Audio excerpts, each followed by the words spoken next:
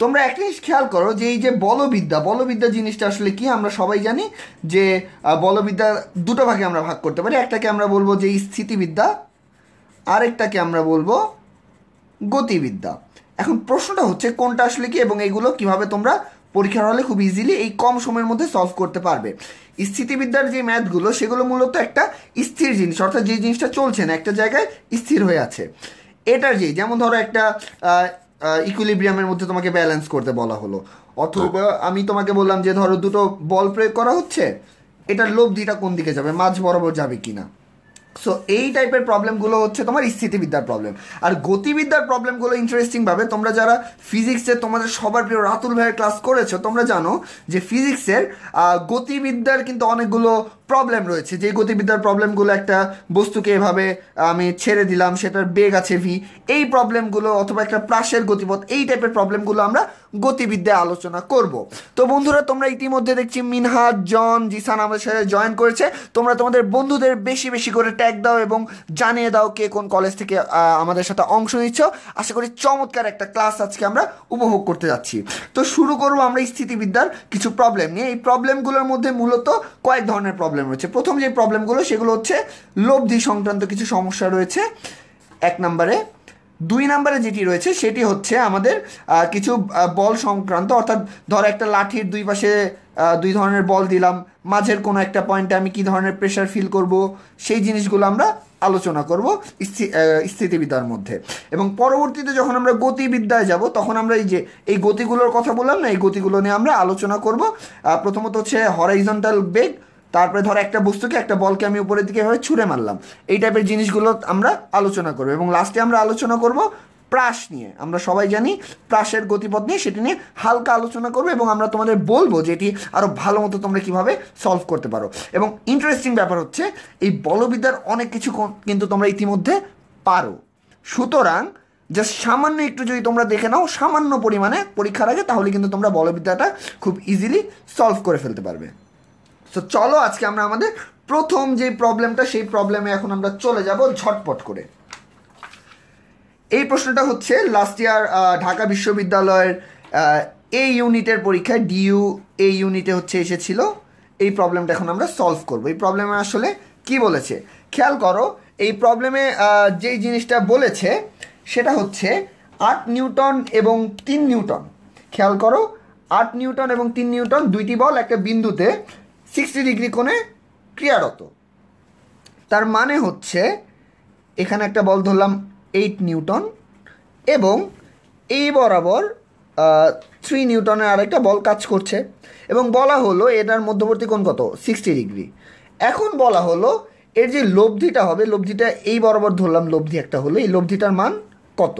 খুবই ইজি অঙ্ক, এবং তোমরা যারা ফিজিক্সে ভেক্টরের অঙ্ক করেছো তারা কিন্তু ফিজিক্সের ভেক্টর চ্যাপ্টারটার অঙ্ক যারা যারা করেছো তারা খুব ইজিলি এই প্রবলেমটা সলভ করে ফেলতে পারবে। সো আসো আমরা এখন সবাই মিলে এই প্রবলেমটা সলভ করব। তবে সলভ করার আগে আমি একটু জানতে চাই যে কে কে ঝটপট আমি ম্যাথটি সলভ করার আগে এর উত্তরটি দিয়ে দিতে পারো, কে কে পারবে তোমরা খুব তাড়াতাড়ি আমাকে বলো। এবং তোমরা আরও আমাকে একটা জিনিস একটু আগেই বলে দাও যেটা আমাদের একটু পরে লাগবে, সেটা হচ্ছে cos 60 এর মান কত। বন্ধুরা যারা যারা আছো ইতিমধ্যে দেখছি ইসরাক, ইব্রাহিম, তারা খুবই খুবই খুবই দ্রুততার সাথে আমাদের অ্যান্সারগুলো দেওয়ার চেষ্টা করছে। দেখি তোমাদের অ্যান্সারটা ঠিক হয়েছে কিনা। তবে তোমরা যারা যারা এখনও ম্যাথটাতে একটু প্রবলেমে পড়ছো তোমরা একটু আমাকে জানিয়ে দাও cos 60 এর মান কত। সো তোমরা আমাদের মানটি জানাতে থাকো, আমরা আমাদের প্রবলেমের দিকে একটু যাচ্ছি। এই প্রবলেমটা সলভ করার জন্য মূলত যেই সূত্রটা লাগে সেই সূত্রটা হচ্ছে R square equal to, R স্কোয়ারটা হচ্ছে এখানে লব্ধি, P square plus Q square plus 2pq cos theta. থিটাটা হচ্ছে মাঝখানে এই যে এই কোণটা, সেই কোণটা হচ্ছে থিটা। সো এখন আসো আমরা এখন খুব ঝটপট যে জিনিসটা করবো, মানটা বসিয়ে দেবো। আর স্কোয়ার ইকুয়াল টু কী হবে বলো তো, আর স্কোয়ার ইকুয়াল টু হবে এখানে কি পি এর মান 8 আর কিউ এর মান 3 ধরি, তাহলে হবে 8 square plus 3 square plus 2 into 8 into 3 into cos 60 degree. এই যে দেখো তোমরা ইতিমধ্যে দেখছো এই যে সাব্বির, মাসুদ রানা, মিনহাজ, তারা হচ্ছে এবং ইমন মানটা আমাদেরকে দিয়ে দিয়েছে এবং তাদের কাছ থেকে আমি যে মানটা জানতে পারছি সেটা হচ্ছে cos 60 এর মান হচ্ছে এখানে কত 0.5। তাহলে আমরা এখন যদি পুরো মানটা বসে এখানে আমি পাবো 64, 9 এবং 24, অর্থাৎ এখানে হাফ ছিল, হাফ আর 2 কাটা 8 × 3 24। সো ফাইনালি আমরা পাবো 97। তাহলে আর এর মান হবে যেটা সেটা হচ্ছে √97 নিউটন। সুতরাং তোমরা যারা যারা সঠিক উত্তরগুলো দিচ্ছ, ফারহান, হাবিবা, সৌমি দিয়েছে 9.844, সে রুট করেই মনে হয় আমাদের ডিরেক্ট দিয়ে দিয়েছে মানটা। সো খুব চমৎকার করে তারা হচ্ছে আমাকে অ্যান্সারটি দিয়ে দিয়েছে এবং অ্যান্সারটি ফাইনালি আমরা পাচ্ছি √96 নিউটন। সুতরাং এই টাইপের যে কোনো ম্যাথ তোমরা চোখে নিমেষেই কিন্তু করে ফেলতে পারবে। বলবিদ্যার ক্ষেত্রে একটা জিনিস খুব ইন্টারেস্টিং, সেটা হচ্ছে বলবিদ্যা প্রশ্নগুলো অনেক বড়। হাবিবা, তারপরে সোয়াইবা, তারা আমাদের সাথে জয়েন করছে। তাহসিন আমাকে প্রশ্ন করেছে যে r² লব্ধির বর্গ, r² এখানে হচ্ছে লব্ধির বর্গ। সুতরাং লব্ধি বের করার জন্য আমরা ফাইনালি এই r²টিকে রুট করে দিয়েছি। সুতরাং r পেলাম এদিকে √97। সুতরাং যে প্রশ্নটি হচ্ছে খুবই চমৎকার প্রশ্ন ছিল তাহসিন, এবং আমরাও কিন্তু সেই অনুযায়ী ম্যাথটি করতে পেরেছি। এবারে আসো আমরা আমাদের পরের ম্যাথটিতে যাব। তবে পরের ম্যাথটিতে যাওয়ার আগে তোমরা আমাকে একটু বলো তো যে আমরা যে এই ধরনের বলগুলো প্রয়োগ করছি, এই বলগুলো কি আসলে এক বিন্দু থেকে আমরা দিচ্ছি? হ্যাঁ, এখন তোমরা আমাকে বলো তো যে এই ধরনের যে কোনো প্রবলেমের ক্ষেত্রে, ধরো এভাবে দুটো বল দেওয়া আছে, এদের লব্ধিটা কি এর ভিতরেই সবসময় হয় নাকি কখনো কখনো বাইরেও হতে পারে? একটু বুদ্ধি করে আমাকে বলতো যে যদি এরকম দুটি বল দেওয়া থাকে, সেই দুটি বলের লব্ধি কি সবসময় মাঝ বরাবরই যাবে নাকি অন্য দিকেও যেতে পারে? যারা মাঝ বরাবর বলবে তারা বলবে 1, কমেন্ট করো, এবং যারা যারা মনে করো যে না বাইরে দিয়েও যেতে পারে তারা কমেন্টে লেখো 2। তাহলে আমরা বুঝতে পারবো তোমাদের কনসেপ্টটা কেমন কি, এবং তোমাদের যাদের কনসেপ্টে কিছুটা প্রবলেমও থাকতে পারে তোমরা কিন্তু খুব ইজিলি আমাদের কাছে কনসেপ্টটা ক্লিয়ার হয়ে যেতে পারো। সো একটু আমাদের ইন্টারনেটে একটু এখানকার লাইনে একটু সামান্য ডিস্টার্ব করছে, বাট সমস্যা নেই, আমরা প্রবলেম করলেও সাথে সাথে তোমাদের সাথে আবারও রিকানেক্টেড হয়ে যাচ্ছি, তোমরা কোনো চিন্তা করবে না। সো আমরা এই প্রশ্নটির উত্তর তোমরা দিতে থাকো, আমরা আমাদের পরবর্তী প্রশ্নটিতে চলে যাই। পরবর্তী প্রশ্নটি হচ্ছে 3p এবং 2p। দেখো খুবই ইন্টারেস্টিং একটা ম্যাথ। এটা কিন্তু ঢাকা বিশ্ববিদ্যালয় 2014-15 সালে এসেছিল, DUA ইউনিট 2014-15 এসেছিল। সো 3p এবং 2p মানের বল দুইটির লব্ধির মান r। যদি প্রথম বলের মান দ্বিগুণ করা হয় তবে লব্ধির মানও দ্বিগুণ হয়। বলদ্বয়ের মধ্যবর্তী কোণ কত? সুতরাং দেখো এখানে কিন্তু টু সেট অফ ইনফরমেশন তোমাকে দেয়া আছে। প্রথমটাতে বলা হচ্ছে যে এটার লব্ধির মান আর, ধরে নিলাম যে এদের মধ্যবর্তী কোণটা হচ্ছে আলফা। তাহলে প্রথম শর্ত অনুযায়ী r² ইকুয়াল টু এই যে 3p², তার মানে হচ্ছে 9p², 2p² মানে হচ্ছে 2p হোল স্কোয়ার মানে হচ্ছে 4p² প্লাস এখানে হচ্ছে 2 × 3 × 2, তার মানে হচ্ছে 12p² cos আলফা। এটা হচ্ছে এক নাম্বারটা, ঠিক আছে? সো এটাকে আরেকটু শর্ট করে আমি লিখতে পারি 13p² plus 12p² cos alpha. এখন দ্বিতীয়টা দেখো, দ্বিতীয়টা বলা হয়েছে যে প্রথম বলের মান দ্বিগুণ করা হয় তাহলে লব্ধির মানও দ্বিগুণ হয়ে যায়। লব্ধির মান দ্বিগুণ মানে কি? লব্ধির মান দ্বিগুণ মানে হচ্ছে 2r whole square equal two হবে, প্রথমটার মানে আমরা দ্বিগুণ করেছি, মানে এখানে কত করেছি বলতে পারো? 3 × 2 মানে কত? 6। 3 × 2 হচ্ছে 6। তাহলে এখন কত হবে? এখন হবে যে জিনিসটা 6 যেহেতু 36p² প্লাস যেটা 4p², আর এখানে হবে 2 × 6 × 3, 2 × 6 × 2, তার মানে এখানে হবে 24p², যেটাকে আমি লিখতে পারি 10, ফাইনালি লিখতে পারি এইখান থেকে এটা 4 হয়ে যাবে, এই 2r² হয়ে যাবে 4r², এবং পুরোটাকে যদি আমি 4 দিয়ে ভাগ করে দিই তাহলে ফাইনালি আমি পাবো যেটা 10p² plus 6p² cos alpha. এখন দেখো এখানে হয়ে যাচ্ছে, এটা কি হয়ে যাচ্ছে? আমি 4 তো কেটে দিয়েছি দুই পাশ থেকে, তাহলে এটা r², আবার এটাও r²। তাহলে এখন দেখো কি হবে, এই দুটোর ভ্যালু কিন্তু সেম হবে, তার মানে এটা হচ্ছে 13p² plus 12 P square cos alpha equal to 10 P square plus 6 P square cos alpha. So finally আমি যে জিনিসটা পাবো সেটা হচ্ছে 6 P square cos alpha equal to -3 P square. তোমরা জাস্ট এটাকে এই পাশে আনো এবং এটাকে এই পাশে নিয়ে আসো, তাহলে অ্যান্সারটি পেয়ে যাবে। সো ফাইনালি আমরা পাচ্ছি কস আলফা ইকুয়াল টু -12। এখন তোমরা একটু আমাদেরকে বলো যে কস আলফা যদি হাফ হয় তাহলে আলফার ভ্যালুটা কত? ঝটপট তোমাদেরকে সময় দিচ্ছি 10 সেকেন্ড, তাড়াতাড়ি আমাদেরকে বলো কস আলফা ইকুয়াল টু -12 হলে আলফার মানটা কত। এক্ষুনি আমাদেরকে কমেন্ট সেকশনে তোমরা কমেন্টটা করো যে আলফার ভ্যালু কত হবে। তোমরা এই ধরনের প্রবলেমগুলো যখন সলভ করবে তোমাদের বুঝতে হবে যে এই দুটো সম্পর্ক থেকে কিভাবে আমরা প্রশ্নে কি বলা আছে এবং সেই বলা থেকে আমরা কিভাবে খুব চমৎকার সলভের দিকে এগিয়ে যেতে পারছি। আমাদের মধ্যে ইতিমধ্যে মাসুদ রানা, রাকিবুল হাসান তারা হচ্ছে দেখেছি লিখেছে 120 ডিগ্রি। হ্যাঁ, তোমাদের উত্তর একদম সঠিক হয়েছে। কজ 120 ডিগ্রি ইকুয়াল টু হচ্ছে -12, তার মানে এখানে আলফার মান হবে, এখানে আলফা ইকুয়াল টু হবে 120 ডিগ্রি। সো তোমাদেরকে অনেক অনেক ধন্যবাদ যারা সঠিক উত্তরটি আমাদেরকে দিয়েছো। আমরা এখন চলে যাব আমাদের পরের প্রবলেমে।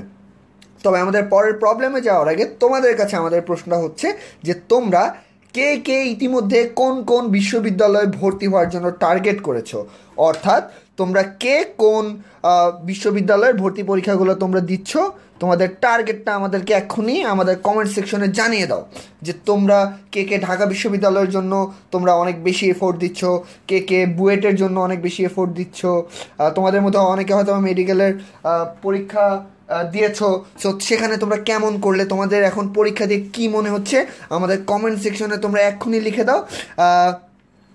অর্ণব লিখেছে ডিউতে তো এই ধরনের প্রবলেম করতে অনেক টাইম লাগবে। খুবই খুবই ইম্পর্ট্যান্ট একটা প্রশ্ন এবং খুবই এই প্রশ্নটার উত্তরটা আসলে তোমাদের জানা দরকার যে টাইমিং ব্যাপারটা কেমন। তোমরা যারা টাইমিং নিয়ে বলছো, আমি আমার পরের ম্যাথের আগে তোমাদেরকে একটু বলতে চাই যে ঢাকা বিশ্ববিদ্যালয়ের টাইমিং জিনিসটা কিন্তু খুবই ইম্পর্ট্যান্ট। সো এই টাইমটা তোমরা প্রত্যেকটা সাবজেক্টে কিভাবে কিভাবে দিচ্ছ, ফিজিক্স, কেমিস্ট্রি, ম্যাথ কিংবা ইংলিশ বা বায়োলজি এই ইউনিটের পরীক্ষায় তোমরা আগে থেকে টাইমটা হিসাব করে নিবে যে কোনটার জন্য কেমন লাগে। তবে ইন্টারেস্টিং ব্যাপার হচ্ছে ম্যাথে স্বাভাবিকভাবেই একটু বেশি টাইম লাগে। সো কেমিস্ট্রি বা ইংলিশ এগুলোতে আবার একটু কম টাইম লাগে, কেননা ক্যালকুলেশন কম। সো তোমাদের মেইনলি ফিজিক্স আর ম্যাথে কিন্তু টাইম বেশি লাগবে। সো তোমরা চেষ্টা করবে যে তোমাদের আইডিয়াল টাইমটা হচ্ছে 45 সেকেন্ড। তো ম্যাথের জন্য হয়তো বা এগুলো থেকে একটু কম টাইম যদি তুমি নাও কেমিস্ট্রি আর ইংলিশ বা বায়োলজিতে, তাহলে কিন্তু তোমরা ম্যাথে 1 মিনিটের মতো সময় পেলেও পেতে পারো। সেই ক্ষেত্রে যে ম্যাথগুলো তোমাদের অনেক বেশি বড় মনে হবে সেগুলোকে তোমরা লাস্টে করার ট্রাই করবে, আর যেগুলো একটু তাড়াতাড়ি পারবে সেগুলো তোমরা ফার্স্টে অ্যান্সার করে ফেলার চেষ্টা করবে। তাহলে কিন্তু তোমরা খুব চমৎকারভাবে ডিউর এই ইউনিটের পরীক্ষাটিতে সাকসেস পাবে। কারণ পরীক্ষা ইজ অল অ্যাবাউট টাইমিং, তোমার নার্ভ, যে তুমি নার্ভাস হয়ে যাচ্ছ কিনা, কখনোই নার্ভাস হওয়া যাবে না। ওভারঅল তোমাদের স্ট্র্যাটেজি, পরীক্ষার হলে স্ট্র্যাটেজিটা খুব ইম্পর্টেন্ট। স্ট্র্যাটেজি ঠিক করে তারপরে পরীক্ষার হলে যাবে যে কোন জিনিসটা তোমরা খুব তাড়াতাড়ি অ্যান্সার করতে পারবে। সো আমরা এখন আমাদের পরের প্রবলেমটিতে চলে যাচ্ছি।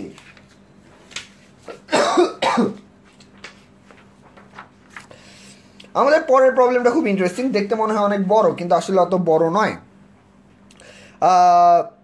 প্রশ্নটা হচ্ছে কোনো বিন্দুতে পি এবং টুয়াইস পি মানের দুটি বল ক্রিয়াশীল, প্রথম বলটাকে দ্বিগুণ করে দ্বিতীয়টির মান 8 একক বৃদ্ধি করলে লব্ধির দিক অপরিবর্তিত থাকে, পি এর মান কত হবে?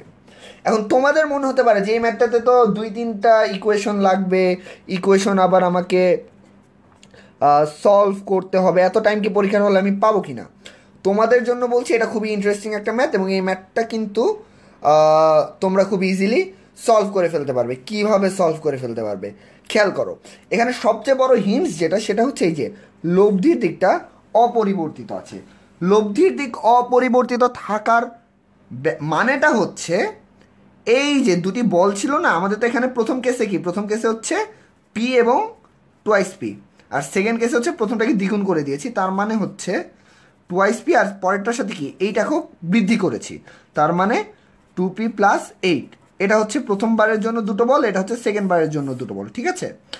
সো যদি লব্ধির দিক অপরিবর্তিত থাকে তার মানেটা হচ্ছে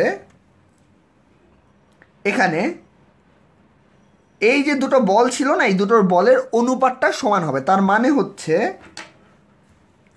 p/2p ইকুয়াল টু হবে 2p/2p+8। আবারও বলছি p+2p ইকুয়াল টু হবে 2p/2p+8। সো এই যে দেখো, এই জিনিসটা যদি তুমি জানো তোমার ম্যাথটা করতে 30 সেকেন্ড সময়ও লাগবে না, কারণ তুমি ঝটপট তখন লিখে ফেলতে পারো যে 2p/2p+8 ইকুয়াল টু হাফ, এই যে পিপি কাটা চলে গেল, এখান থেকে তুমি লিখতে পারো 4p ইকুয়াল টু 2p+8, যেখান থেকে তুমি লিখতে পারো 2p ইকুয়াল টু 8, সুতরাং ফাইনালি p ইকুয়াল টু হবে 4। সো আমি ইতিমধ্যে দেখতে পেরেছি যে সাব্বির খান, তারপরে হচ্ছে মাসুদ রানা 4 লেখার মনে হয় চেষ্টা করেছে তারা, অ্যান্সার হবে p ইকুয়াল টু 4। বুশ আমি দেখতে পাচ্ছি যে বুশরা বেহরোজ তিনি প্রশ্ন করেছেন যে এখানে পি কী জিনিস। পি আসলে হচ্ছে মানগুলো, বলগুলোর যে মানটা, সেই মানগুলোকে আর কি আমরা রিপ্রেজেন্ট করছি এখানে, এবং এই রিপ্রেজেন্টেশন দেখে কিন্তু ঘাবড়ে গেলে চলবে না। অনেক সময় তো ম্যাথের ক্ষেত্রে তোমাদের দেওয়া থাকবে যে নাম্বার দেওয়া থাকবে, যেমন এখানে বলে দেওয়া থাকতে পারে যে আমি 2 নিউটন বল দিয়েছি, বা এখানে বলে দেওয়া থাকতে পারে আমি 4 নিউটন বল দিয়েছি, আবার কখনো কখনো পি বা টোয়াইস পি অথবা ডাব্লিউ অথবা 2w এভাবেও থাকতে পারে। সুতরাং সিম্বলও যদি দেওয়া থাকে সেক্ষেত্রে সিম্বলগুলোকে আমাদের ভয় পেলে চলবে না, সিম্বলগুলো ধরে ধরে ফাইনালি আমরা এই যে মানটা বের করে ফেললাম, এই মানটাই হচ্ছে আমাদের ফাইনাল রিকোয়ারমেন্ট, যেটা অর্থাৎ p ইকুয়াল টু 4। সুতরাং আমরা দেখতে পাচ্ছি যে হ্যাঁ, ইফতেখার, তারপরে অবুজ বালক, সাব্বির, তারা সঠিক উত্তরটি আমাদেরকে দিয়ে দিচ্ছে, এবং আমরা দেখতে পাচ্ছি যে জাস্ট এই যে এই অপরিবর্তিত থাকলে সম্পর্কটা কেমন হয় এটা জানলে কিন্তু এই ম্যাথটা করতে একদম সময় লাগছে। সুতরাং ম্যাথ যত বড়ই দেখাক না কেন, সলভ করাটা কিন্তু টেকনিকের ব্যাপার। টেকনিক যদি তোমরা জানতে পারো তাহলে তোমরা খুব ইজিলি ম্যাথগুলোকে সলভ করে ফেলতে পারবে। সো এখন আসো একটা ইন্টারেস্টিং ম্যাথের। এখানে কিছু থিওরিটিক্যাল ব্যাপার আমি তোমাদেরকে বলবো। এখানে যে ম্যাথগুলো, সেই ম্যাথগুলোতে মূলত বলা হয়েছে যে জিনিসটা, সেটা হচ্ছে একটা ব্যালেন্স করার ব্যাপার রয়েছে। যে ধরো আমি বললাম যে আমার এখানে আমি একটা দিলাম, কোনো একটা সাপোর্ট দিলাম, এবং আমি বললাম আমার হাতে যে কলমটা আছে সেই কলমটাকে আমি এখানে স্থাপন করলাম, ঠিক আছে, ওকে ফাইন, স্থাপন করলাম, হাত গড়িয়ে পড়ছে, স্থাপন করলাম। এখন ব্যাপারটা হচ্ছে যদি এই দিকের ভারটা সমান থাকে, এই দিকের ভারটাকে নালিফাই করতে পারে, তাহলে কিন্তু এটা এভাবে থাকবে। যদি এই পাশের বলটা, ঠিক এই পয়েন্টের যে বলটা আছে, এটার যদি ওজন বেশি হতো তাহলে কিন্তু এটা এইভাবে হেলে পড়তো, আবার যদি এই পাশের ওজন বেশি হতো তাহলে এইভাবে হেলে পড়তো। সুতরাং ইন্টারেস্টিং ব্যাপার যেটা এখানে, আসলে এই হেলে পড়ার কারণটা হচ্ছে মোমেন্ট। এটার ওজন আছে ঠিক কথা, কিন্তু একইভাবে কিন্তু এই যে এই পয়েন্টের সাথে এটার ডিস্টেন্সের উপর এটার মোমেন্টটা ডিপেন্ড করছে। তোমরা অনেকে লিভারের কথা জানো, যে লিভারে যদি তুমি এই পাশে বাহুটা বড় নাও তাহলে অনেক ভারী জিনিসও এখানে এই লেন্থটা বাড়িয়ে দিলে তোমরা ইজিলি এভাবে তুলে ফেলতে পারো, ঠিক আছে। সো দ্য থিং ইজ, তোমরা এই যে মোমেন্টের যে হিসাবটা, এখানে মোমেন্ট কত কাজ করছে, এই এন্ডে মোমেন্ট কত কাজ করছে, এই ব্যাপারগুলো ইম্পর্টেন্ট। এখান থেকে আসে আমাদের এই ম্যাথটার বেসিক ধারণাটা, যে কোনো একটা, ধরলাম আমাকে একটা এরকম একটা দৈর্ঘ্যের একটা লাঠি বা কোনো একটা রড দেওয়া হলো, সেটার এই প্রান্তে আমি একটা ওজন দিলাম, যেটা আমি বললাম ধরলাম m1, আর এখানে দিলাম m2, এবং আমি বললাম যে এই পয়েন্টে আমি একটা দিলাম এভাবে সাপোর্ট, এবং আমি বললাম যে এই পয়েন্টে হচ্ছে এটা থাকলে একদম ইকুইলিব্রিয়াম থাকে, এটা এভাবেই থাকে। তার মানেটা হচ্ছে এটা যদি হয় এ, এটা যদি হয় বি, এবং এটা যদি হয় সি, আমরা বলতে পারবো এই পয়েন্টের মোমেন্টটা কত, এখানে এটার ওজন হচ্ছে m1, তাহলে মোমেন্ট হবে m1 ইন্টু এসি, এবং এই পয়েন্টের মোমেন্টটা কত হবে, এটা হবে m2 ইন্টু বিসি, অর্থাৎ এই যে এই দূরত্বটা, ঠিক আছে। এবং যেহেতু ইকুইলিব্রিয়ামে আছে, এই দুটো মোমেন্ট অবশ্যই সমান হবে। এই ইন্টারেস্টিং ব্যাপারটা জানলে তোমরা অনেকগুলো ম্যাথ খুব ইজিলি সলভ করে ফেলতে পারবে। খেয়াল করো এখানে এই ম্যাথটাতে যে জিনিসটা বলা আছে, এখানে জানতে চাওয়া হয়েছে যে এখানে ডাব্লু ভর আমি দিয়েছি এবং এখানে আমি আমার কাঁধে নিয়েছি, অর্থাৎ একদম ধরো একটা মানুষ সে তার কাঁধে করে একটা বস্তু নিয়ে যাচ্ছে, এরকম করে কাঁধে করে একটা বস্তু নিয়ে যাচ্ছে, এখানে একটা ওজন আছে নিচের দিকে। সো আমি কি করবো, এই হাত দিয়ে এটাকে নিচের দিকে চেপে ধরবো যাতে করে এই জিনিসটা পড়ে না যায়, তাই তো? এটা নিচের দিকে টানবো যাতে করে এটা উপরের দিকে একটা বল পেয়ে একটা ইকুইলিব্রিয়ামে থাকে। সো এখানে বলা হয়েছে যে তার কাঁধ, এই কাঁধের পয়েন্টটা হচ্ছে সি, এখানে সে কী পরিমাণে প্রেশার ফিল করবে, ঠিক আছে? সো তুমি খেয়াল করো, যদি এসি এর ডিস্টেন্স হয় এ এবং বিসি এর ডিস্টেন্স হয় এক্স, তাহলে এখানে ডাব্লিউ এবং এখানে পি, তাহলে এই সি পয়েন্টে মোট যেই বলটা সে অনুভব করবে সেটা হবে, খেয়াল করো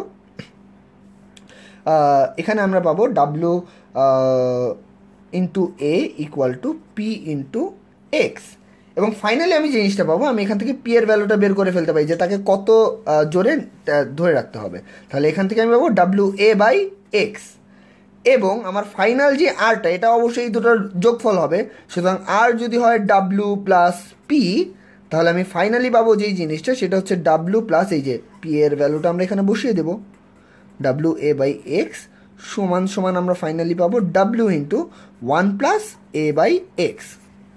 অর্থাৎ এই ধরনের ব্যালেন্সের মোমেন্টের যে হিসাবটা, এই মোমেন্টের হিসাবটাই আসলে আমাদের মেন ফোকাস, যে মোমেন্টের হিসাব থেকে আমরা কীভাবে এই ধরনের প্রবলেমগুলো সম্পর্কে বুঝতে পারবো, অন্তত আমাদের কনসেপ্টটা আমরা ঠিকমতো বুঝতে পারবো। এটা খুবই ইন্টারেস্টিং একটা জিনিস, তোমাদের মনে রাখতে হবে। এখন আসো ইন্টারেস্টিং পার্টে, গতিবিদ্যা। গতিবিদ্যার ম্যাথে আসলে আমি আজকে খুব বেশি সময় নিব না। কেন খুব বেশি সময় নিব না? কারণ গতিবিদ্যার অনেকগুলো ম্যাথ যেগুলো তোমরা হয়তো বা মানে বলবিদ্যা দেখে ম্যাথে করতে তোমাদের ভয় লাগে, বাট এই ম্যাথগুলো কিন্তু তোমরা ফিজিক্সে করে এসেছো। ফিজিক্সে এই ম্যাথগুলো তোমরা কীভাবে করে এসেছো? তোমরা সবাই জানো যে ফিজিক্সের আমাদের যে একদম গতিবিদ্যার প্রথম দিকে চ্যাপ্টারগুলো ছিল, যে তোমরা জানো সবাই V equal to V not plus A T, অথবা S equal to U T plus half A T square. এই যে এই সূত্রগুলো তোমরা পড়েছো না, এই সূত্রগুলো কিন্তু আসলে এই গতিবিদ্যার মধ্যকারী সূত্র। সে একই জিনিস এখানে আছে, তোমরা যদি প্রশ্নটা একটু পড়ে বুঝো তোমরা ইজিলি ম্যাথগুলো সলভ করে ফেলতে পারবে। এবং আমি তোমাদেরকে রেফার করব যে ফিজিক্সের যে বেসিকটা তোমাদের আছে, সেই ফিজিক্সের বেসিকটা কাজে লাগালে তোমরা গতিবিদ্যা খুব ইজিলি সলভ করে ফেলতে পারবে। সো গতিবিদ্যায় আসলে 3 ধরনের ম্যাথ তোমাদের লাগবে।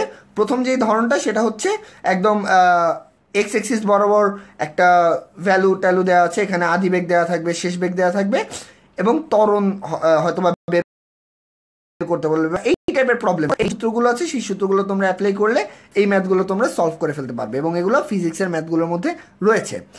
আরেক ধরনের যেটা দিবে সেটা হচ্ছে কোনো একটা বস্তুকে তুমি উপরের দিকে ছুঁড়ে মারলে, উপরের দিকে তোমরা এভাবে একটা বস্তুকে ছুঁড়ে মারলে, আবার বস্তুটা নিচের দিকে পড়ে গেল। সো এখানে ম্যাক্সিমাম হাইট কত হবে, বা কতক্ষণ এ আকাশের মধ্যে ভাসবে, সেই ব্যাপারগুলো নিয়ে তোমাদের ম্যাথগুলো রয়েছে। এবং লাস্ট যেটা রয়েছে, প্রাসের কিছু অঙ্ক রয়েছে, যে একটা বস্তুকে এভাবে তুমি ছুঁড়ে মারলে বস্তুটা কত দূরে গেল, বা বস্তুটার বেগ কোন সময় কত হলো। এই ব্যাপার এই ধরনের যে প্রবলেমগুলো রয়েছে, সেই প্রবলেমগুলো কিন্তু আমাদের ফিজিক্সে আমরা ইতিমধ্যে অনেক আলোচনা করেছি, এবং আমাদের ক্লাসগুলো রয়েছে 10 মিনিট স্কুলের ওয়েবসাইটে গেলে তোমরা এই ধরনের যাবতীয় যে প্রবলেমগুলো রয়েছে সেগুলো খুব ইজিলি সলভ করার নিয়মগুলো তোমরা জেনে যাবে। সো এখানে আমি খুব ডিটেলসে না গিয়ে আমি একটি ম্যাথ সলভ করে দিব, এবং সেই ম্যাথটি দেখলেই তোমরা বুঝে যেতে পারবে যে আসলে বলবিদ্যার ম্যাথগুলো ততটাও কঠিন না, অনেক সোজা।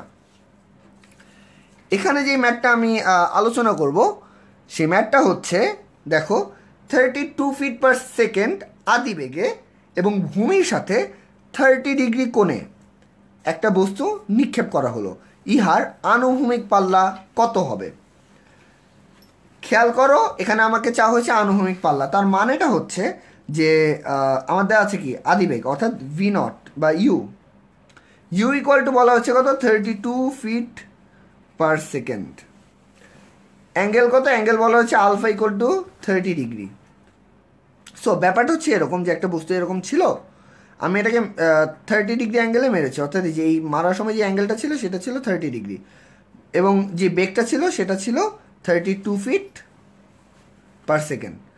মারার পরে এই যে এটা একটু উপরে উঠবে, তারপরে একটা সময় আবার অভিকর্ষজ ত্বরণের কারণে নিচে নেমে এখানে পড়ে গেল।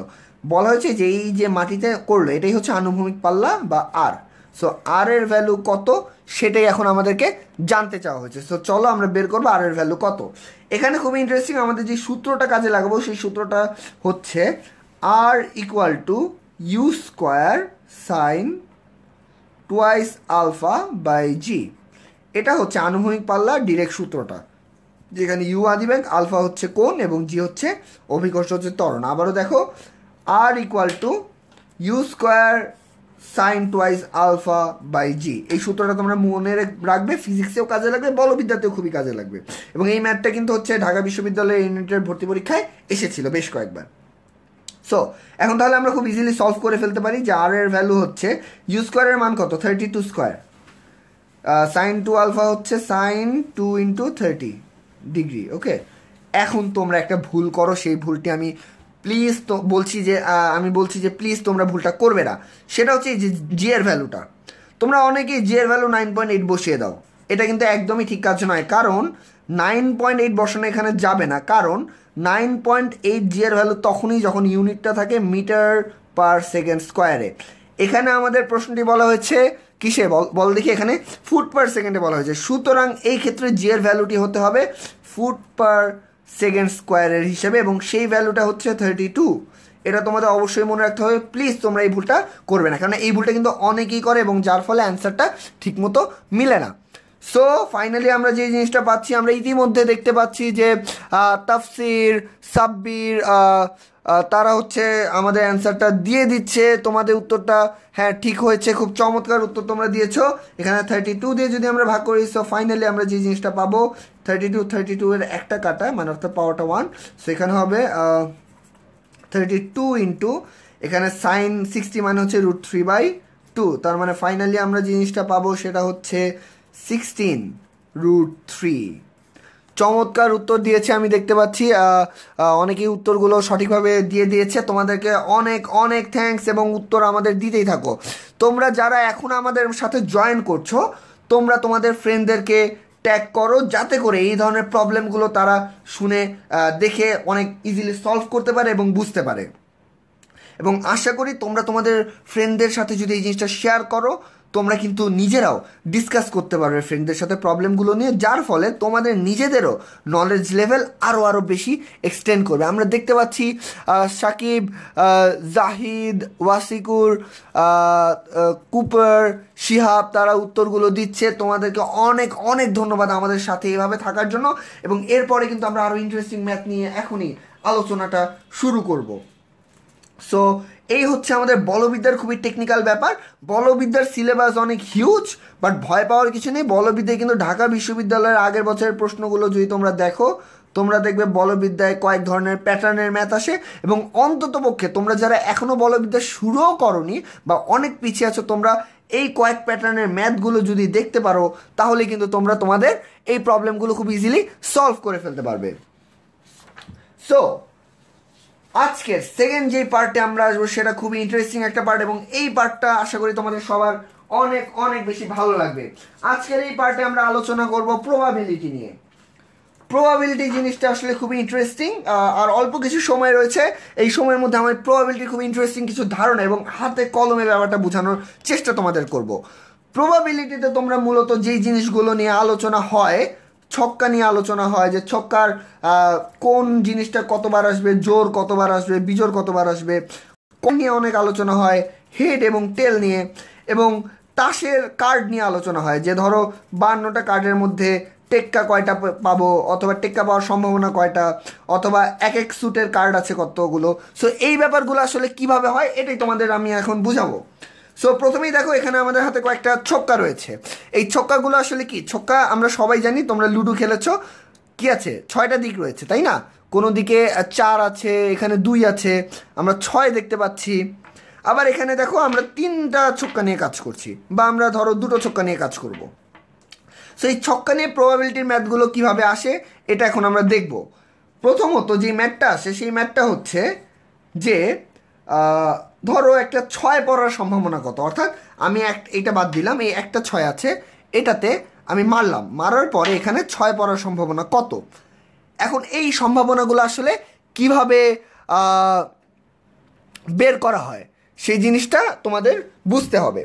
প্রথমত এটা ইম্পর্ট্যান্ট যে ব্যাপারটা প্রবাবিলিটির, প্রতি বছর হয়তো বা দুটো বা একটা প্রশ্ন আসে প্রবাবিলিটি থেকে বলবিদ্যার মতোই, তাই এটাতে আমরা একটু এমফেসাইজ করছি।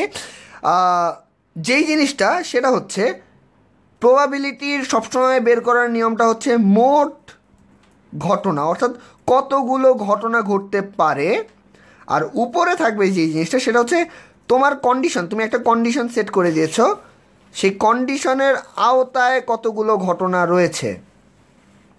তার মানেটা কি? তার মানেটা ধরো আমি যখন একটা ছক্কা মারবো এখানে মোট কতগুলো ঘটনা ঘটতে পারে। এখানে খেয়াল করো, এখানে 1 থেকে শুরু করে 2, 3, 4, 5, 6, অর্থাৎ মোট 6টা ঘটনা ঘটতে পারে। হয় 1 উঠবে, নয় 2 অথবা 6, এভাবে করে।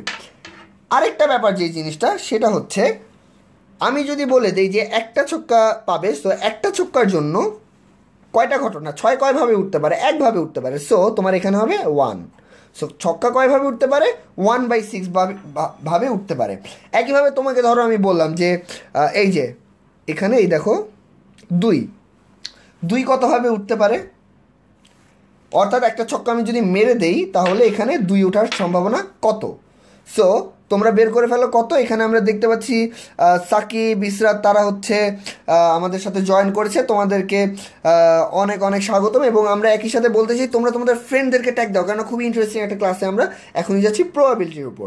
সো দেখো খেয়াল করো যে এখানে যদি 2 ওঠার সম্ভাবনা কত থাকে সেটা কত হবে। আমরা দেখতে পাচ্ছি প্রিন্স, সম্রাট তারা ইতিমধ্যে লিখেছে 1/6, বাইজিৎ লিখেছে 1/6, আজব মানুষ, হ্যাঁ সে আজব হলেও সে কিন্তু সঠিক উত্তরটাই দিয়েছে 1/6।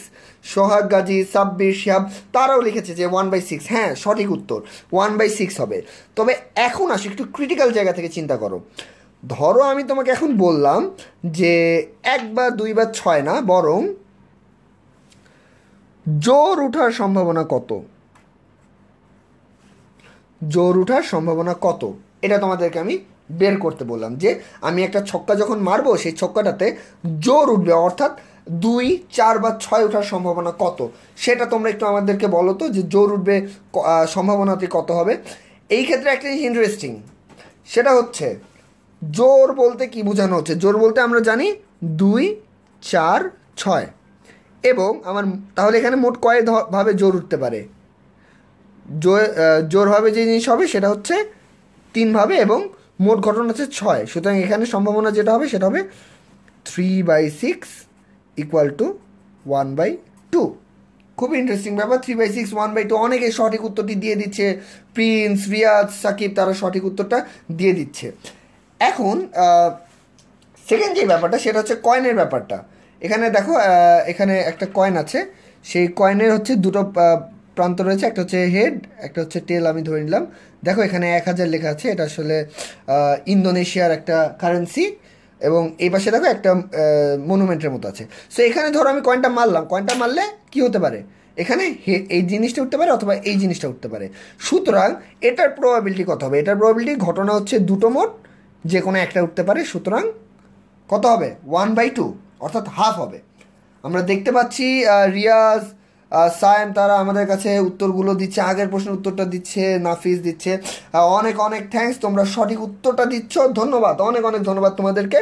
এবার একটা ইন্টারেস্টিং ব্যাপারে আমরা আসছি, আমাদের যে লাস্ট যে ব্যাপারটা, যে কার্ডের ব্যাপারটা। তোমরা অনেকে হয়তো বা কার্ডের সাথে পরিচিত না, এই জন্য প্রবাবিলিটি কিছু ম্যাথে তোমরা কিছুটা প্রবলেম ফেস করো। সো সেই প্রবলেমগুলো যেন তোমরা ফেস না করো সেই জন্য কার্ডের একটা পরিচয় দিচ্ছি, এবং খুব তাড়াতাড়ি আমি এই জিনিসটা তোমাদেরকে বুঝাবো।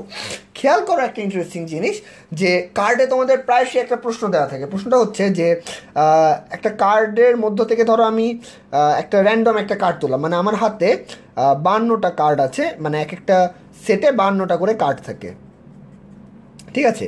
সো এখান থেকে আমি বললাম যে আমি এস বা এ বলে, এস সিম্বলওয়ালা একটা জিনিস, এই যে এই জিনিসটা। সো এই জিনিসটা, এই সিম্বলটা, এটা বাদ দাও, জাস্ট এ ওঠার সম্ভাবনা কতটুকু, এটা ওঠার সম্ভাবনা কতটুকু। সো এটা তোমাকে প্রায়শই বের করতে বলো। সো এটা তুমি কিভাবে সলভ করবে? সো যেই জিনিসটা ইম্পর্টেন্ট যে তোমরা কীভাবে এটাকে সলভ করবে, খেয়াল করো আমার মোট কার্ড কটা আছে খেয়াল করো। এখানে কিন্তু আমাদের হাতে মোট কার্ড থাকবে 52টা। প্রত্যেকটা স্যুটে হচ্ছে তোমাদের 13টা কার্ড থাকে। এটাকে বলে স্পেড, এটাকে বলে হার্টস, এটাকে বলে ক্লাবস, এটাকে বলে ডায়মন্ড। সো এখানে মোট এক একটা স্যুটে, অর্থাৎ এখানে ডায়মন্ডের কার্ড আছে 13টা, স্পেডের কার্ড আছে 13টা, হার্ট আর ক্লাবসের কার্ডও আছে 13টা করে। সো মোট আমাদের কার্ড আছে তাহলে কটা? মোট কার্ড আছে 13 ইন্টু 4, 4টা স্যুট, এক এক স্যুটে কার্ড হচ্ছে, কার্ড নাম্বার হচ্ছে 13টা। সো 52টা কার্ড রয়েছে। এখন ইন্টারেস্টিং ব্যাপার হচ্ছে প্রত্যেকটা কার্ডে কিন্তু একটা করে এস রয়েছে, যেমন এখানে একটা এস রয়েছে, একইভাবে আমরা হার্টসের একটা এস রয়েছে, একইভাবে আমরা দেখতে পাচ্ছি এখানে ক্লাবসের একটা এস রয়েছে, এবং ফাইনালি ডায়মন্ডের একটা এস রয়েছে। সুতরাং খেয়াল করো ইন্টারেস্টিং ব্যাপার যেটা, আমার এস তাহলে কয়টা থাকে? এস আমার থাকছে 4টা, 1, 2, 3 এবং 4টা এস রয়েছে। সো এই 4টা এস যদি থাকে তার মানেটা হচ্ছে আমার মোট ইভেন্ট নাম্বারটা ছিল কত? এই যে এই 52, এবং এস কয়টা রয়েছে? 4টা, সুতরাং 4। সো ফাইনালি যে অ্যান্সারটা আমরা পাবো সেই অ্যান্সারটা ইতিমধ্যে কিন্তু লামিসা, আবির, তারপরে ইসরাত, তারা খুব চমৎকারভাবে অ্যান্সারটি দিয়েছে 1/13। তবে এখানে আর একটু সুন্দরভাবে আমাদেরকে মারুফ একটা চমৎকার জিনিস দেখিয়ে দিয়েছে যে আসলে এই জিনিসটা আমরা কিভাবে চয়েস করি। চয়েসের ব্যাপারটা ইন্টারেস্টিং, যে আমরা আসলে কয়টা কার্ড কিভাবে চুজ করছি এবং এই চয়েসের নিয়মটা আসলে কি। এখানে হচ্ছে কম্বিনেশনের কিছু সূত্র রয়েছে যে আমরা কয়টা থেকে কয়টা কার্ড তুলছি। সো সেই সূত্রগুলো কিন্তু তোমরা সঠিকভাবে যদি বুঝতে পারো তাহলে তোমরা ইজিলি এই প্রবলেমগুলোকে সলভ করে ফেলতে পারবে। এখানে ইন্টারেস্টিং ব্যাপার যেটা সেটা হচ্ছে আমরা 52টা কার্ড থেকে আসলে মানে আসল যেই ব্যাপারটা সেটা হচ্ছে 52টা কার্ড থেকে আমরা একটা তুলছি, এটাকে বলে 52C, এবং এই এইচ 4টা থেকে আমরা একটা তুলছি, সুতরাং 4C1, অর্থাৎ 4টা এইচ থেকে আমি একটা তুলবো, 52টা কার্ড থেকে আমরা একটা কার্ড তুলবো। সো এটাই কিন্তু আসলে হয় 4/52 ইকুয়াল টু আমাদের আগের অ্যান্সারটাই 1/13। সো এটাতে যাদের বুঝতে একটু অসুবিধাও হতে পারে, এই নিয়মে তোমরা ডাইরেক্ট অঙ্কগুলো সলভ করে ফেলতে পারো। একইভাবে তোমাদেরকে বলতে পারে আরেকটা ইন্টারেস্টিং লাস্ট যে জিনিসটা আমি কার্ডের ম্যাথে বলবো সেটা হচ্ছে তোমাদেরকে কখনো কখনো বলতে পারে যে কার্ডে আমি কার্ড তুললাম, কার্ড তোলার পর কালো কার্ড কয়টা উঠতে পারে, অথবা বললো যে লাল কার্ড কয়টা উঠতে পারে। সেই ক্ষেত্রে নিয়মটা কি দেখো, এখানে কার্ড আছে কয়টা দেখো দেখি, মোট 2টো স্যুট হচ্ছে, এই যে এখানে স্পেড এবং ক্লাবস হচ্ছে কালো, এটা আর এটা হচ্ছে ডায়মন্ডস এবং হার্ট হচ্ছে লাল। তার মানেটা হচ্ছে কালো কার্ড মোট রয়েছে 13 যোগ 13 অর্থাৎ 26টা, এবং এটা লাল কার্ড রয়েছে এবং কালো কার্ড রয়েছে 13 যোগ 13 ইকুয়াল টু 26টা। সুতরাং তোমাকে যদি কালারের কথা বলে সেই কালারের ক্ষেত্রে তোমরা যে জিনিসটা করবে খুব স্বাভাবিকভাবেই সূত্রটা হবে 52 নিচে, উপরে হবে 26, এই যে এই 26-এর 26, এবং ফাইনালি আমরা পাবো হাফ। সুতরাং কার্ড রিলেটেড যে প্রবলেমগুলো রয়েছে সেই প্রবলেমগুলো আশা করি তোমরা কার্ডের পরিচয়টি জানতে পেরেছো, এবং তোমরা আশা করি এই প্রবলেমগুলোকে খুব ইজিলি সলভ করে ফেলতে পারবে। সো বন্ধুরা, আমরা আশা করি আজকে আমরা যেহেতু আমাদের লাস্ট ক্লাসটি ছিল আমাদের বলবিদ্যা এবং আমাদের প্রবাবিলিটির কিছু জিনিস তোমাদেরকে আমরা দেখালাম, আশা করি আমাদের এই ক্লাসটাতে তোমরা বুঝতে পেরেছো যে প্রবলেমগুলোকে কীভাবে সলভ করবে। সো এই ক্লাসের লাস্টে আমি যে সামারিটা তোমাদের দিতে চাই সেটা হচ্ছে বলবিদ্যার জন্য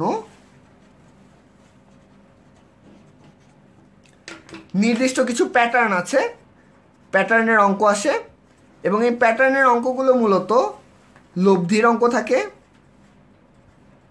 গতিবিদ্যার কিছু অঙ্ক থাকে। এই প্যাটার্নের অঙ্কগুলো করলে এবং এর সাথে একইভাবে লামির উপপাদ্য রয়েছে, যেখানে হচ্ছে লামির উপপাদ্য হচ্ছে ত্রিভুজের 3টা জায়গায় যদি আমি বল প্রয়োগ করি, একটা বিন্দুতে 3 দিকে একই বিন্দুতে 3টা বল প্রয়োগ করলে এগুলোর সম্পর্ক নিয়ে একটা রয়েছে যে এটা হবে এটা বাই এর বিপরীত যেই দুটো আছে এটার অন্তর্গত কোণ যদি এটা আলফা হয়, এটা ধরলাম এ বি সি, এটা ধরলাম আলফা, এটা ধরলাম বিটা, এটা ধরলাম গামা, তাহলে যেই ফোর্সের যে হিসাবটা সেটা হবে হচ্ছে ধরো a sine alpha equal to b sine beta equal to c sine gamma. এই ধরনের একটা সূত্র রয়েছে লামির উপপাদ্য, তোমরা সবাই জানো। সো এই টাইপের কিছু প্রবলেম রয়েছে, এবং গতিবিদ্যার প্রবলেমগুলো তোমরা ডাইরেক্ট ফিজিক্সের যে সূত্রগুলো রয়েছে সেই সূত্রগুলো দিয়ে সলভ করে ফেলতে পারো। সেকেন্ডলি যে জিনিসটা আসে সেটা হচ্ছে প্রবাবিলিটি। প্রবাবিলিটি যদি তোমরা সলভ করতে চাও আমরা দেখতে পাচ্ছি যে সাকিব বলছে কনিক্সের আজব মানুষ কনিক্সের কথা বলেছে।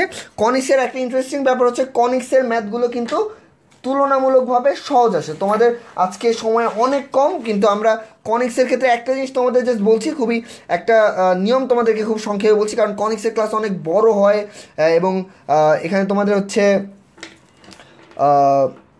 প্যারাবোলা আছে, অর্থাৎ প্যারাবোলা, তারপরে হচ্ছে তোমাদের হচ্ছে উপবৃত্ত রয়েছে, পরাবৃত্ত রয়েছে, উপবৃত্ত রয়েছে, আর হচ্ছে হাইপারবোলা রয়েছে, ঠিক আছে, ইলিপস আর হচ্ছে হাইপারবোলা রয়েছে, ঠিক আছে। সো এই অনেকগুলো সূত্র রয়েছে তোমাদের। এটার জন্য যে জিনিসটা তোমরা করবে সেই জিনিসটা হচ্ছে কনিক্সের জন্য সবচেয়ে ইম্পর্টেন্ট যে ব্যাপারটা তোমাদের ডিউর জন্য, ডিউর এই ইউনিটের জন্য, সেটা হচ্ছে বইয়ে দেখবে চার্ট করে সূত্রগুলো দেওয়া রয়েছে। সো তোমরা যে জিনিসটা করবে এই সূত্রগুলো মুখস্থ করো, মাস্ট মুখস্থ করতে হবে, কারণ এই সূত্রগুলো যদি তোমাদের মনে না থাকে তোমরা খুব ইজিলি ম্যাথগুলো করতে পারবে না। আরেকটা যেই জিনিসটা সেটা হচ্ছে বলে রাখছি তোমাদের, উপবৃত্ত এবং হাইপারবোলার ক্ষেত্রে উৎকেন্দ্রিকতা রয়েছে একটা জিনিস, যেটাকে ই দিয়ে ডিনোট করা হয়। এই উৎকেন্দ্রিকতার যে সূত্রগুলো রয়েছে সেই সূত্রগুলোতে মানে সূত্রগুলো তোমাদের ভালো মতো জানতে হবে, কারণ এটার মান প্রায়শই তোমাদেরকে বের করতে বলা হয়। এই মানটা মূলত হচ্ছে সূত্রে যে এ এবং বি থাকে, অর্থাৎ আমরা জানি যে এই টাইপের একটা সূত্র আছে ইলিপসের ক্ষেত্রে। সো এই টাইপের ব্যাপারগুলোতে তোমাদের এ এবং বি এর সম্পর্কটা আসলে এটা দিয়ে দেখানো যায়। সো এটার আরও ডিটেলস রয়েছে, আজকে সময় একটু কম বলে আমরা খুব বেশি ডিটেলসে গেলাম না, বাট জাস্ট তোমাদের হিন্টস যেটা দিচ্ছি সেটা হচ্ছে সূত্রগুলো খুব ভালো মতো তোমরা মুখস্থ রাখবে এক্সেন্ট্রিসিটি হিসাব অনুযায়ী, এবং সেই সূত্রগুলোকে তোমরা যদি মনে রাখতে পারো দেখবে ডিউর ম্যাথে জাস্ট সূত্রগুলোকে অ্যাপ্লাই করলে তোমরা ইজিলি সলভটা মোটামুটি পাবে, হালকা মাথা খাটাতে হবে। সো আশা করি কনিক সংক্রান্ত প্রবলেমগুলো তোমরা ইজিলি সলভ করতে পারবে। এবং কনিক্সের ক্ষেত্রে মনে রাখবে যে প্রত্যেকটা জিনিসের পরিচয় রয়েছে, সেই পরিচয়গুলো খুব ইজিলি ভালো মতো যেন তোমরা জানতে পারো। সো পরিচয়গুলো জানবে যে কোনটা উৎকেন্দ্রিকতা, কোনটা হচ্ছে তোমার মেজর এক্সিস, মাইনর এক্সিস, এই ব্যাপারগুলো জানলেই তোমরা কনিক্সকে ইজিলি সলভ করে ফেলতে পারবে। সো বন্ধুরা, আশা করি আমাদের আজকের ক্লাসটা তোমাদের ভালো লেগেছে। আমাদের আজকের ক্লাসের সামারিটাও তোমাদের দিলাম। ফাইনালি যে জিনিসটা বলতে চাই সেটা হচ্ছে ঢাকা বিশ্ববিদ্যালয়ের পরীক্ষা তোমাদের একদম একদম কি বলবো, মানে চলেই এসেছে, জাস্ট অল্প কয়েকদিন আছে। ডিইউ এ ইউনিট তোমাদের অনেকের অনেক দিনের স্বপ্ন রয়েছে। তোমরা আশা করি ঢাকা বিশ্ববিদ্যালয়ের ভর্তি পরীক্ষাতে অনেক অনেক ভালো করবে। কয়েকটা জিনিস তোমাদের বলতে চাই, এক্সাম হলে যাওয়ার জন্য প্রিপারেশনটা অবশ্যই অনেক বেশি রাখবে। প্রিপারেশন বলতে মেন্টাল প্রিপারেশন আছে তোমাদের, একই সাথে তোমাদের যাদের অ্যাডমিট কার্ড বা এই ব্যাপারগুলো যেন না ভুলে যাও, কারণ এগুলো কিন্তু তোমাদের নার্ভাস করে দেবে। হ্যাঁ, অ্যাডমিট কার্ড থেকে শুরু করে যা যা আনুষঙ্গিক কাগজপত্র লাগে সেগুলো তোমরা মনে রাখবে, ঠিকমতো যেন তোমরা নিয়ে যেতে পারো। একই সাথে তোমাদেরকে বলবো সবচেয়ে ইম্পর্টেন্ট যে ব্যাপারটা, তোমাদের পরীক্ষার স্ট্র্যাটেজিটা অবশ্যই ভালো মতো তৈরি করে নিয়ে যাবে। এবং স্ট্র্যাটেজির মধ্যে টাইমিং আছে, স্ট্র্যাটেজির মধ্যে তোমাদের হচ্ছে পরীক্ষার হলের ভিতরে গিয়ে নিজেদেরকে কোপ আপ করার যেই অ্যাবিলিটিটা, সেই অ্যাবিলিটিটা তোমাদেরকে নিজেদের মধ্যে থেকে সেভাবে স্ট্রং করে রাখতে হবে। ঢাকা বিশ্ববিদ্যালয়ে ভর্তি পরীক্ষা গিয়ে আমি আশা করি তোমরা তোমাদের সর্বোচ্চটুকু দিতে পারবে, হায়েস্টটুকু দিতে পারবে, এবং কারো যদি পরীক্ষা খারাপও হয় তোমরা একদমই ভেঙে পড়বে না, কারণ মনে রাখবে যে তোমার শ্রম এবং তোমার ইচ্ছা শক্তিটা যদি থাকে তোমরা তোমাদের স্বপ্নের কাছে অবশ্যই যেতে পারবে। তবে এরপরও তোমাদের হয়তো বা ঢাকা বিশ্ববিদ্যালয়ের এই ইউনিটে কীভাবে প্রিপারেশন হবে বা মানসিকভাবে কীভাবে প্রস্তুত হবে আরও ডিটেলস নিয়ে আজকে রাত 10টায় তোমাদের সবার প্রিয় শামির ভাই তোমাদের সামনে লাইভ ক্লাসে আসবে। এবং একটা পরীক্ষায় তোমরা সবাই জানো যে শামির ভাই কিন্তু ঢাকা বিশ্ববিদ্যালয়, বুয়েট এবং মেডিকেল তিনটা জায়গায় অসম্ভব ভালো ফলাফল অর্জন করেছে। এবং আমি পার্সোনালি যখন শামির ভাইকে বলেছিলাম ভাই কীভাবে, শামির ভাই একটা কথাই বলেছিল যে মাথা ঠান্ডা রেখে যদি তুমি পরীক্ষাটা দিতে পারো তুমি অবশ্যই অনেক ভালো কিছু করতে পারবে। একটা স্ট্রং প্রিপারেশন এবং তোমার কুল হেড, এই দুটোর কম্বিনেশন যদি তোমার থাকে তাহলে কিন্তু তুমি অবশ্যই ঢাকা বিশ্ববিদ্যালয় কেন, ইঞ্জিনিয়ারিং, মেডিকেল সব জায়গায় খুব ভালো ফলাফল অর্জন করতে পারবে জীবনের যে কোনো জায়গায়। সো সবাইকে অনেক অনেক ধন্যবাদ এতক্ষণ আমাদের সাথে থাকার জন্য। আশা করি রাত 10টার লাইভ ক্লাসে শামির ভাইয়ের কাছ থেকে তোমরা আরও অনেক অসম্ভব সুন্দর সুন্দর আইডিয়া পাবে এবং কীভাবে প্রিপারেশন নিতে হয় সেই জিনিসগুলো জানতে পারবে। সো সবাইকে অনেক অনেক শুভকামনা থাকছে ঢাকা বিশ্ববিদ্যালয়ের ইউনিটের পরীক্ষায়। আশা করি তোমরা অনেক ভালো ফলাফল অর্জন করবে। সবাইকে ধন্যবাদ।